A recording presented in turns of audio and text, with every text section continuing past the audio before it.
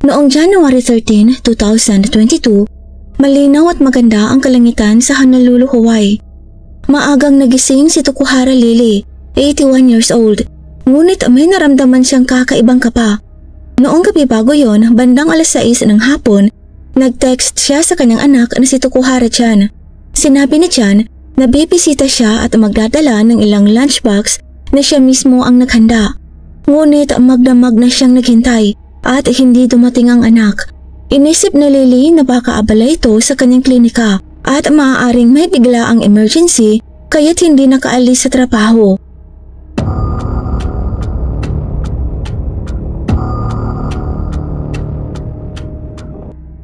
Habang nag-aalala, naaawa rin siya sa sitwasyon ng anak. Kinabukasan, maingat niyang inihanda ang pagkaing niluto niya at nagmaneho papunta sa klinika ng anak. Sa isip niya baka pagod na pagod ito kaya ayaw na niyang istorbohin sa tawag. Mas mabuting siya na mismo ang magdala ng pagkain. Pagdating sa gusali sa gitna ng syudad, ipinarada niya ang sasakyan sa likod ng klinika. Napansin agad ni Lily ang pamilyar na puting pickup truck ng anak na nakaparada sa harapan, nakabukas pa ang likurang pinto. Inakala niyang naroon lang sa loob si Chan kaya dire-diretso siyang pumasok. Tahimik, sobrang tahimik sa loob. Nakaramdam siya ng kilabot at kaba. Ngunit ang sumunod na tanawin ay hindi niya malilimutan. Nakakalat ang mga puting papel sa sahig at sa gitna nito ay nakahandusay si Chan, 47 years old. Walang malay at may pulang likido na nakapalibot sa kanyang ulo. Agad na bumagsak ang luha ni Lily. Nanginginig at naguguluhan. Tumakbo siya palabas habang sumisigaw ng tulong. Ilang minuto lang dumating ang mga ambulansya, pulis at ang mga bumbero. Maging ang mga taong nakarinig sa sigaw ay nagtakbuhan papunta upang tumulong. Ngunit huli na ang lahat. Matagal nang wala si Chan. Agad na sinelyuhan ng mga pulis ang buong lugar. Kumalat ang balita ng pagkamatay ni Chan sa buong komunidad at lahat ay nabigla. Kilala siya bilang masayahin, mabuting tao at palaging tumutulong sa iba. Madalas siyang sumali sa mga volunteer activities. At ang klinika na siya mismo ang nagtayo ay hindi lamang nakapagpaginhawa ng mga pasyente kundi nakapagbigay rin ng pag-asa sa marami. Hindi matanggap ng sinuman na ganoong kapait ang magiging wakas ng isang taong ganoon kabuti. Si John, 47, ay hindi kailanman nag-asawa at walang anak. Isa siyang masayang binata na hindi kailanman nag-iisa dahil palaging nasa tabi niya ang kanyang pamilya. Si Mrs. Lily ay may 3 anak at si Chan ang bunso. Laging maalaga sa kanya ang 2 nakatatandang kapatid na babae at napakalapit din niya sa mga pamangkin, parang barkada ng lahat. Sa araw-araw, mahilig si Chan sa fitness at malusog na pagkain. Bilang isang profesional sa pangangalaga ng kalusugan, naniniwala siyang dapat siyang maging ehemplo ng malusog at disiplinadong pamumuhay. Sa labas ng trabaho, mahilig siya sa mga aktibidad sa tubig gaya ng pangingisda, surfing at kayaking. Matapos makapagtapos ng kolehiyo, pinili niyang pag-aralan ang traditional medicine at acupuncture. Masigasig siyang nag-aral hanggang makamit ang master's degree at medical license, saka nagbukas ng sarili niyang klinika sa kanilang lugar. Isang lugar na kalaunan ay naging tahanan ng pag-asa para sa komunidad. Habang nagsasagawa ng investigasyon sa crime scene, nakakita ang mga pulis ng 2 basyo ng bala malapit sa ulo ni Chan. Sa isang sulok naman, malapit sa refrigerator, may 2 pang basyo. Lahat ng 4 na bala ay tumama sa bandang ulo na nagpapatunay na ito ay planadong pagpatay at hindi basta-bastang insidente. Sa drawer ng mesa nakita rin ng mga pulis ang halos $4,000 cash o mahigit 232,000 pesos sa kasalukuyan na nakakalat. Kitang-kita ito, ngunit hindi man lang ginalaw ng salarin. Patunay ito na ang tanging pakay ng responsable ay ang buhay ni Chan, hindi ang kanyang pera. Sa dingding may nakitang pulang fingerprint na pinaniniwala ang galing sa dugo. Nakakuha rin sila ng 2 cellphone sa mesa, parehong pag-aari ni Chan. Ang isa ay panglaro lamang at nakakonekta sa wifi, habang ang isa naman ay ang kanyang pangunahing telepono. Huling na-access ito bandang 6:18 PM noong araw ng krimen. Mula sa CCTV footage sa labas ng klinika, nakita ng pulisya ang isang lalaki na may sombrerong pangmangingista bandang alas 6 ng gabi noong January 12.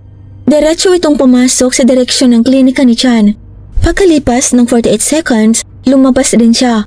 Ngunit ngayon may puting sombrero, madilim na salamin at natatakpan ang buong mukha.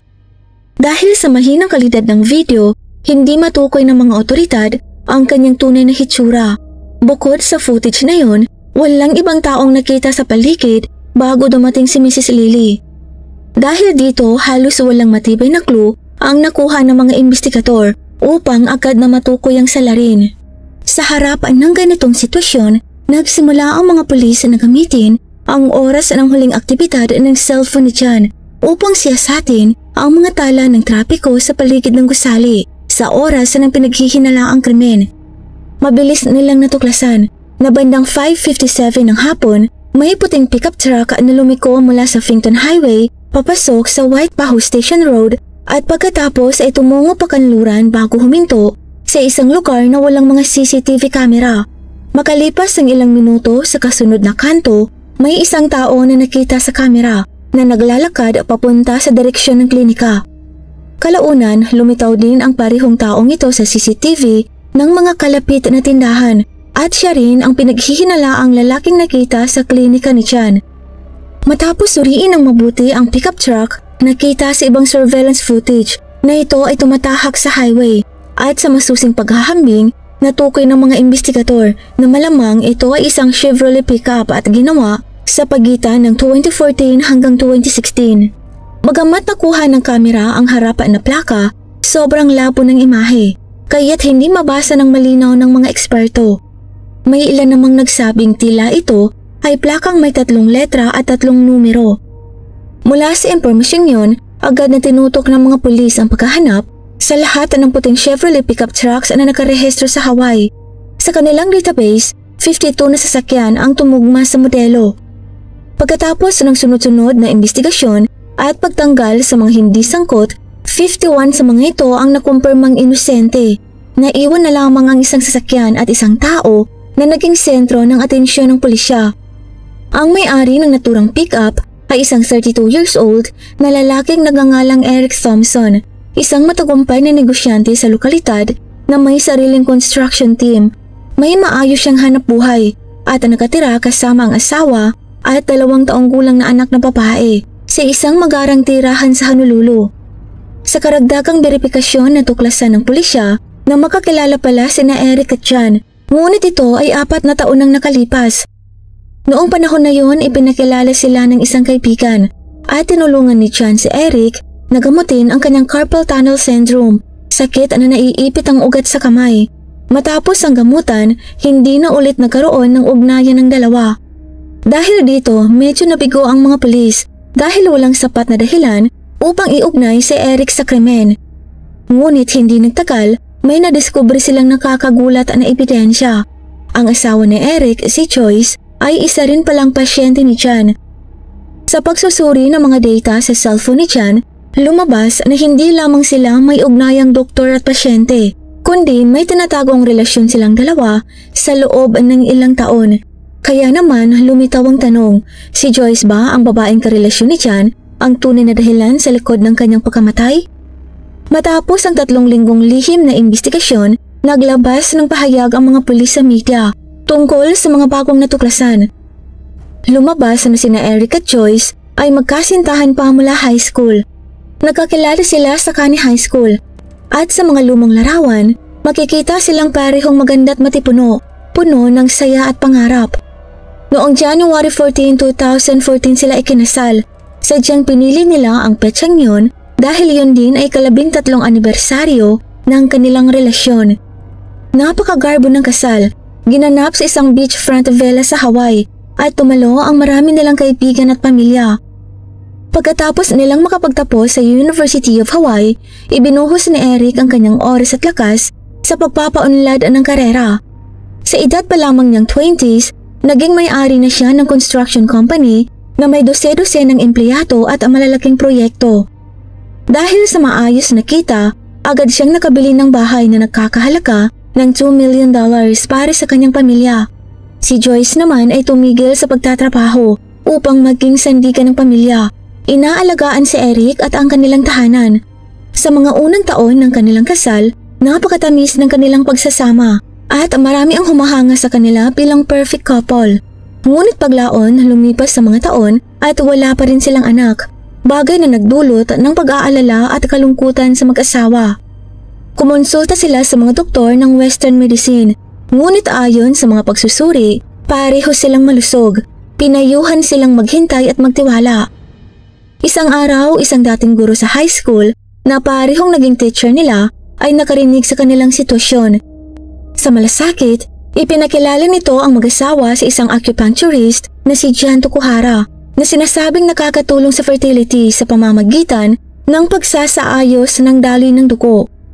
Dahil dito, pumunta si Joyce sa klinika ni Jan para magpagamot.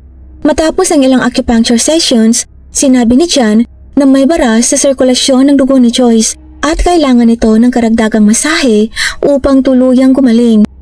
Sumang-ayon si Joyce at doon nagsimulang magbago ang lahat. Habang nagpapatuloy ang gamutan ni Joyce, minsan ay isinama pa niya ang kanyang asawang si Eric sa klinika at hiniling kay Jan na tulungan din ito sa paggamot ng kanyang carpal tunnel syndrome. Matapos mangyari ang krimen, matindi ang naging trabaho ng mga investigador upang mabunyag ang lihim na relasyon ni Jan at Joyce. Sa pamamagitan ng masusing pagsusuri sa mga electronic records, kabilang ang mahigit 5,600 text messages, tawag, video at larawan na palitan nila, natuklasang ang relasyon nilang dalawa ay matagal nang tumatagal sa lihim. Dahil sa gamutan ni Jan, nagbuntis si Joyce at kalaunan ay nanganakan ng isang maganda at malusog na batang babae. Ngunit pagkatapos maipanganak ang bata, nagsimula si Joyce na maging kalaguyo ni Jan.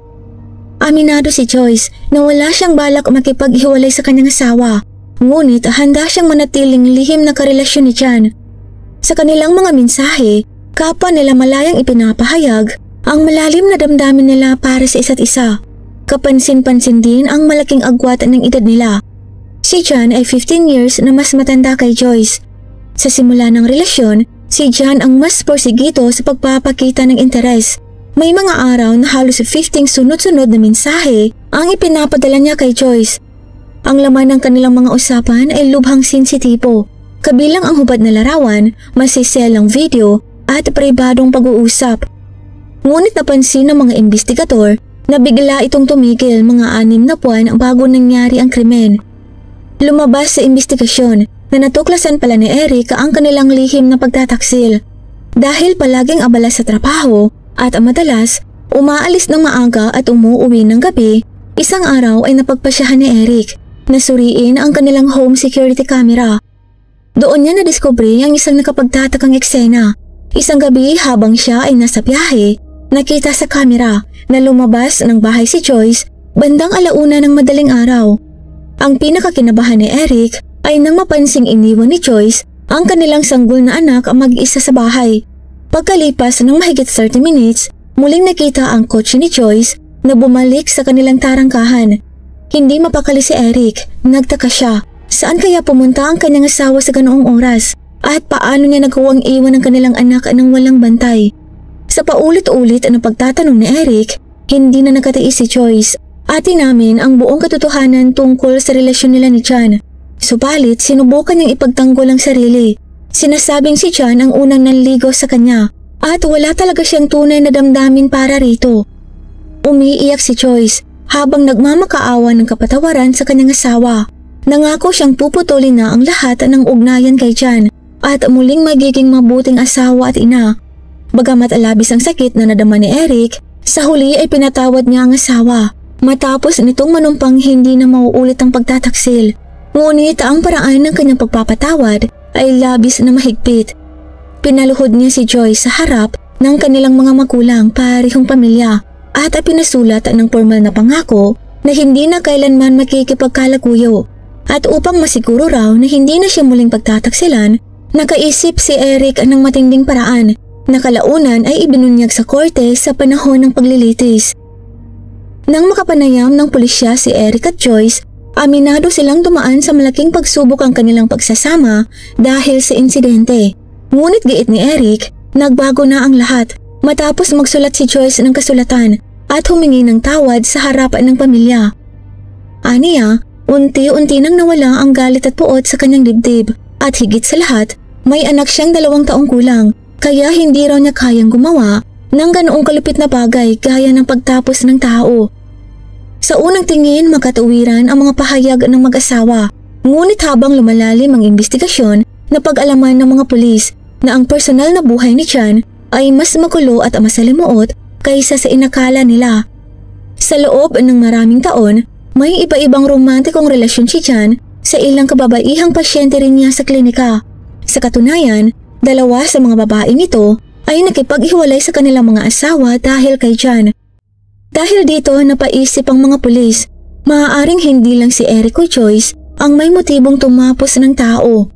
Kaya 2 asawang lalaki ng mga babaeng ito ang sumunod na tinawag ng mga pulis para sa mas malalim na investigasyon.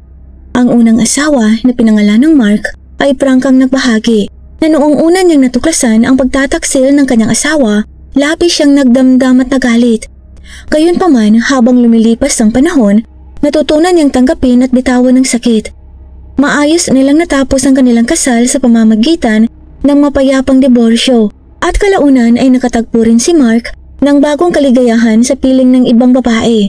Nakakagulat ay ipinahayag pa ni Mark ang kanyang pasasalamat kay Chan dahil napansin niya na sa mga huling yugto ng kanilang paghihiwalay, naging maalalahanin si Chan sa pag-aalaga sa kanyang dating asawa at sa 2 nilang anak na babae. Ang ikalawang lalaki naman ay halos ganoon din ang naging tugon ng siya kapanayamin. Ayon sa kanya, lubusan na niyang nalampasan ng nakaraan at wala na siyang pakialam dito. Sa kasalukuyan, natural na silang naghiwalay ng kanyang dating asawa, kaya wala siyang kinikimkim na galit labang kay Chan. Matapos repasuhin at linawin ng mga otoridad ang lahat ng kaugnay na relasyon, napagpasyahan ng pulisya na ang mag-asawang Eric at Joyce pa rin ang pinakamalalakas na pinaghihinalaan sa kasong ito. Sa pamamagitan ng masusing pagsusuri sa mga CCTV ng mga kapitbahay ni Eric, natunto ng mga investigador ang mga galaw ni Eric noong hapon ng January 12, 2022. Batay sa nakalap na datos, 2 beses umalis si Eric sakay ng kanyang puting pickup truck mula sa bahay. Ang unang pag-alis ay naitala 5:20 ng hapon kung saan siya ay nagmaneho diretsyong patungong highway. Subalit mula sa bahay ni Eric hanggang sa acupuncture clinic sa Wipaho, hindi sapat ang dami ng CCTV upang tuloy-tuloy na matunto ng kanyang biyahe. Gayunpaman, kung ang sasakyang nakunan sa CCTV ay tunay ngang kay Eric, tugma halos sa eksaktong oras ang lahat ng kaganapan. Ayon sa Google Maps, ang biyahe mula sa highway papunta sa clinic ay umaabot ng 35 to 55 minutes, depende sa daloy ng trapiko. Ayon sa mga record, unang nakita ang puting pickup truck sa Wipaho area makalipas ng 37 minutes, eksaktong 5:57 ng hapon. Mas kapansin-pansin, ang CCTV sa bahay ni Eric ay nakuhanan ang pagbalik ng kanyang pickup truck at pagparada nito sa tapat ng bahay, eksaktong 6:47 ng gabi. Ang oras na ito ay may eksaktong 30 minutes na akwat mula 6:17, kung kailan nakuhanan ng kamera ang isang misteryosong lalaking may suot na sombrerong pangmangingisda. Wala pang isang oras matapos bumalik si Eric, nakuhanan ng CCTV ang apoy na umaalap sa likod ng kanyang bahay. Tumagal ito ng humigit kumulang 5 minuto. Ang ikalawang pagkalaw ni Eric ay nangyari bandang gabi rin ng araw na yon. Sa pagkakataong ito, napansin ng mga investigador na may lumitaw na toolbox sa likod ng kanyang truck, isang bagay na wala doon una. Bandang 10:43 ng gabi, muling nakuhanan ang kanyang pag-uwi at kitang-kita pa rin ng toolbox sa likuran ng sasakyan. Nagsagawa ang pulisya ng malawakang paghahalukhog sa bahay ng mag-asawa. Ngunit sa kabila ng masusing investigasyon, wala silang nakuhang direktang ebidensya na magdudugtong kina Eric at Joyce sa pagkamatay ni Chan. Gayunpaman, may mga kahina-hinalang palatandaan silang natuklasan. Sa likod bahay nakakita sila ng kariton na may nasunog na metal na lalagyan sa loob. Bukod dito, natuklasan din ng mga otoridad na may 12 baril na legal na nakarehistro kay Eric at 2 karagdagang hindi rehistrado. Sa lahat ng armas na yon, 2 ang may katulad na uri sa baril na pinaghihinalaang ginamit sa krimen. Ngunit matapos ang ekspertong pagsusuri, lumabas na wala sa mga ito ang tunay na ginamit na sandata. Si Joyce, asawa ni Eric, ay hindi itinago ang kanyang lihim na relasyon kay Jan. Gayunpaman, pareho nilang itinanggi ang anumang kinalaman sa pagkamatay nito. Nang harapin ng mga pulis, pareho silang hindi nakipagtulungan at agad kumuha ng abogado para sa kanilang proteksyon. Isa sa mga ebidensyang nakuha ng pulisya ay ang sombrerong pangmangingisda na itinuturing na mahalagang susi para mabuksan ang kaso. Noong una, lahat ay umaasa na ito na ang magpapabago sa investigasyon. Ayon sa CCTV, nakuhanan ng salarin na may suot na mapusyaw na kulay na fisherman's hat, ngunit nadulas ito sa kalsada at nahulog.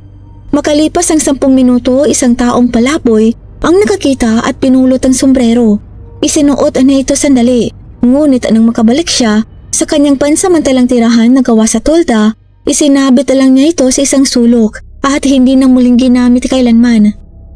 Sinuri ng mga forensic experts ng mabuti ang sombrero at natuklasan nilang may mga hibla ng tela at isang strand ng buhok na naiwan dito.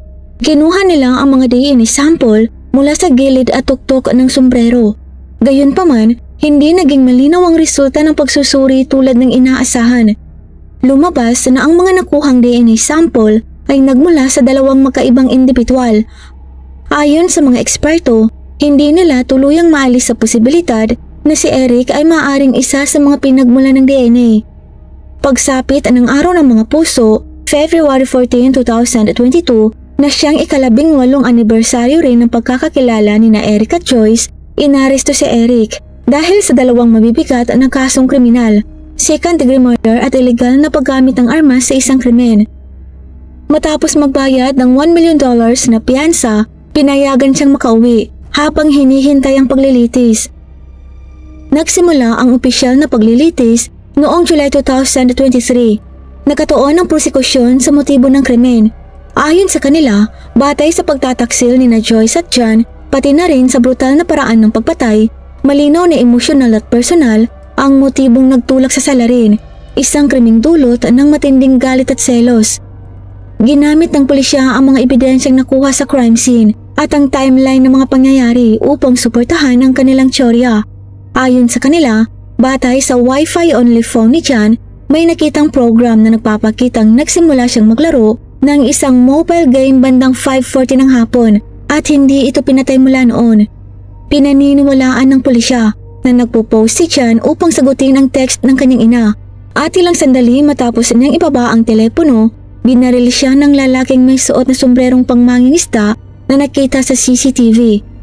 Tumakbo pa ang laro ng 3 oras bago maubusan ng baterya ang telepono at tuluyang mamatay ang device. Ang lalaking may suot na fisherman's hat ay lumitaw sa CCTV eksaktong oras na tumutugma sa teoryang ito. Malapit sa pinangyarihan, nakunan din ng isang Chevrolet pickup truck na pinaghihinala ang pagmamay-ari ni Eric. Nang makuhanan ng CCTV ang pagbalik ng pickup truck ni Eric, lumabas na ito ay mahigit 40 minutes matapos iligpit si Jan. Ayon kay Eric, ang unang paglabas niya noong January 12 ay para magtapon ng basura sa tambakan. Ngunit nang imbestigahan ng mga pulis, nakapanayam nila ang empleyado ng dump site na naka-duty noong gabing yun. Ayon sa saksi, wala siyang nakitang puting pickup truck ni Eric na nagtapon ng basura at ipinunto rin niya na ang paglalagay ng mga hollow blocks at ibang materyales sa nasabing lugar ay bawal. Ipinunto rin ng prosekusyon na sinabi ni Eric na pangalawang paglabas niya ay para mamili ng mga gamit sa grocery. Ngunit dahil cash daw ang ginamit niyang pangbayad, wala siyang maipakitang resibo o patunay. Ipininta rin ng mga pulis ang larawan ng perpektong buhay at kasal na pinangarap ni Eric. Ayon sa kanila, si Eric ay isang taong kontrolado at perfectionist at upang patunayan nito ipinisinta nila ang isang kasunduang pinirmahan nilang mag-asawa 11 araw bago ang krimen. Nakasaad sa dokumentong yun na si Joyce ay kailangang gampanan ng tapat ang kanyang tungkulin bilang asawa at ina. Kung siya'y mahuhuling ng aliwa, mapupunta kay Eric ang lahat ng ari-arian at ang kustudiya ng kanilang 2 taong gulang na anak ay mapupunta rin sa kanya. Ayon sa prosekusyon, ang kasunduang ito ay malinaw na patunay ng kontrol at pamimilit ni Eric sa kanyang asawa. Dagdag pa nila, upang maibalik ang dating perpektong buhay, pinili ni Eric na wakasan ang buhay ni Jan ang taong sumira sa imahe ng kanyang ideal na pamilya, sapagkat hanggat buhay si Chan, hindi na magiging perpekto ang kanyang mundo. Nang binigyan siya ng pagkakataong magsalita sa korte, taimtim na ibinahagi ni Eric ang masakit na kwento ng kanyang pamilya. Aniya, na-realize niya na ang ugat ng problema ay hindi talaga si Chan, kundi ang relasyon nila ni Joyce. Dagdag pa niya, hindi niya sinasabing putol-putol na ang komunikasyon nila, pero nagbago talaga siya pagkatapos. Isinalaysay din ni Eric na minsan ay nakunan si Joyce habang nagbubuntis, at dahil sa matinding trauma, sumunod ito sa payo ng kaibigan na magpa-acupuncture therapy para makapawi. Noon, lubos niyang pinagkatiwalaan si Chan bilang taong makakatulong sa kanilang mag-asawa na malampasan ang sitwasyon. Ngunit kahit matapos isilang ang kanilang anak, patuloy pa rin si Joyce sa mga appointment kay Chan, bagay na nagdulot ng pagdududa at pagtuklas sa lihim na relasyon. Ayon kay Eric, si Joyce ay mabuting babae, ngunit masyadong inosente at madaling maimpluwensyahan ng iba. Ibinunyag din niya na minsan ay ikinuwento ni Joyce na nagpatingin siya sa isang manghuhula at ito raw ang nagtulak sa kanya na makipagrelasyon kay Chan. Ayon kay Eric, matapos mabuking ang pagtataksil, si Joyce ay labis na nagsisi at nangakong babaguhin ang sarili. Ipinangako nitong hindi na muling mangangaliwa at iiwas na sa mga manghuhula o spiritual advisors. Ngunit di nagtagal, nahuli muli ni Eric na palihim na bumisita si Joyce sa manghuhula, dahilan kung bakit nila nilagdaan ang kasunduan sa kasal bilang patunay ng katapatan at pagsusumikap na ayusin ang sitwasyon. Matindi ang pagtutol ng kampo ng depensa sa mga paratang labang kay Eric. Ayon sa kanila, ang lalaking may suot ng puting sombrero na nakita sa mga CCTV ay tiyak na hindi si Eric. Upang pataybayan nito, nag-imbita sila ng mga forensic expert bilang mga saksi na nagpatunay na walang anumang bakas ng DNA ni Eric sa nasabing sombrero. Bukod dito, mariin din nilang iginiit na ang puting Chevrolet pickup truck na nakita sa mga surveillance video ay hindi pagmamay-ari ng kanilang kliyente. Sa kanyang testimonya sa korte, sinabi ni Eric na ang mga nasunog na kaldero na nakita ng mga pulis sa kariton sa likod bahay nila ay ginagamit niya lamang para alisin ang langis sa mga metal na gamit, at ang apoy na nakunan ng CCTV ng kapitbahay ay mga paputok lamang na pinailaw niya habang naglalaro kasama ang kanyang anak. Dagdag pa rito, hindi itinago ng kampo ng depensa ang kanilang matinding pagkadismaya sa umano'y mahinang kalidad at hindi propesyonal na investigasyon ng mga otoridad. Inakusahan nila ang pulisya na may kinikilingan mula sa simula pa lamang. Nakatuon lamang sa paghahanap ng ebidensya labang kay Eric habang binabaliwala ang iba pang posibleng suspect. Ayon sa mga abogado ng depensa, ang mga surveillance video na nakalap ng mga investigador ay mababang kalidad at hindi maayos na pinangasiwaan. Ipinunto rin nila na napakabigat ng pagkukulang sa pagprotekta sa crime scene. Isang malinaw na halimbawa raw nito ay nang dumating ang deputy sheriff sa pinangyarihan, ngunit umabot ng 10 minuto bago niya naalala na buksan ang kanyang body camera. Bukod pa rito, hindi rin niya isinama sa ulat ang presensya ng isa pang kasamang pulis sa lugar ng krimen. Patuloy na binatikos ng depensa ang pulisya dahil sa mga bakas ng dugwang fingerprint na natagpuan sa lugar, ngunit hindi na pa sa ilalim sa masusing forensic analysis. Binigyang diin din nila na ang kasong ito ay puno ng mga malabong detalye at kahina-hinalang bahagi na sinasadyang binaliwala ng prosekusyon. Isang mahalagang punto rin kanilang idiniin ay ang relasyon ni Chan at Joyce, na ayon sa kanila, hindi ito ang unang beses na nasangkot si Chan sa ibang babae. Batay sa mga paunang tala na nakalap nila, umabot sa 2,500 text messages ang ipinagpalitan ni Chan sa iba't ibang babae.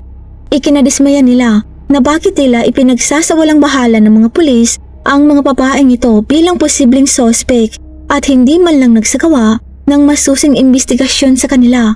Lumalim pa ang argumento ng depensa nang magpresenta sila ng mga saksi upang ipakita na ang personal na buhay ni Chan ay puno ng kontrobersiya at kaduda-dudang gawain.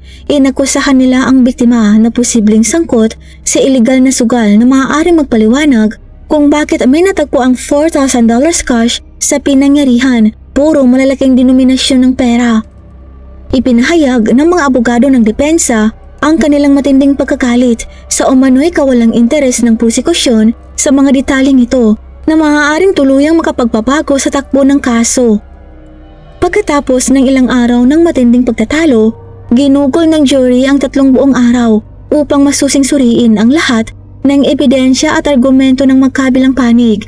Sa huli, nahati ang opinyon ng mga hurado. Siyam ang bumuto pabor sa paghatol ng pagkakasala kay Eric, habang 3 naman ang naniniwalang inosente siya. Dahil sa malaking hindi pagkakasundo at kakulangan sa kinakailangang sensus, idineklara ng hukom na mistrial ang kaso. Kapansin-pansin ang ikalawang paglilitis na nakaschedule sana noong October 2023 ay hindi rin natuloy at hanggang sa ngayon ay wala pa ring anunsyo tungkol sa bagong petsa ng paglilitis. Ilan sa mga miyembro ng jury ay sumang-ayon na makapanayam ng media matapos ang paglilitis.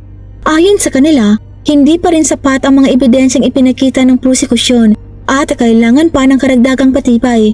Sa pangkalahatan, naramdaman nila na kulang pa rin ang mga matibay na ebidensya upang tuluyang patunayan na si Eric nga ang tunay na may sala. Ang kaso ni Eric Thompson ay nag-iwan ng maraming tanong na hindi nasasagot sa isip ng publiko. Parang kumpletong puzzle na may isang nawawalang piraso. Malinaw ang mga detalye, ngunit may isang mahalagang bahagi pa rin kulang upang mabuo ang kabuoang larawan. Ito ang pinakamalaking hamon sa mga kasong may kinalaman sa pagtapos ng tao, sapagkat ang tanging testigo na makapagsasabi ng buong katotohanan ay ang mismong biktima na hindi na nabubuhay. Kaya ang mga prosecutors ay kailangang umasa sa mga circumstantial evidence upang buuin ang kaso laban sa akusado. Sa mga pagkakataong ito ang mga ebidensyang kanilang iniharap.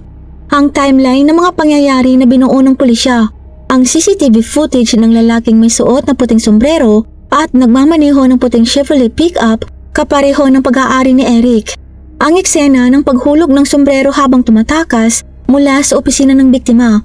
Ang sombrerong nakuha ng isang palaboy na kalaunan ay natuklasang may mga bakas ng DNA at ang nasunog na kaldero sa kariton sa bahay ni Eric na posibleng ginamit upang sirain ang ebidensya kasabay ng mga apoy na nakuhanan ng CCTV sa kanyang bakuran noong gabing yon. Ayon sa mga eksperto, kung mapatunayang totoo ang kasong second-degree murder, si Eric ay maaaring makulong habang buhay. At kung isasama pa ang ibang kasong felony, malaki ang posibilidad na sa loob ng kulungan na niya, gugugulin ang nalalabi niyang buhay.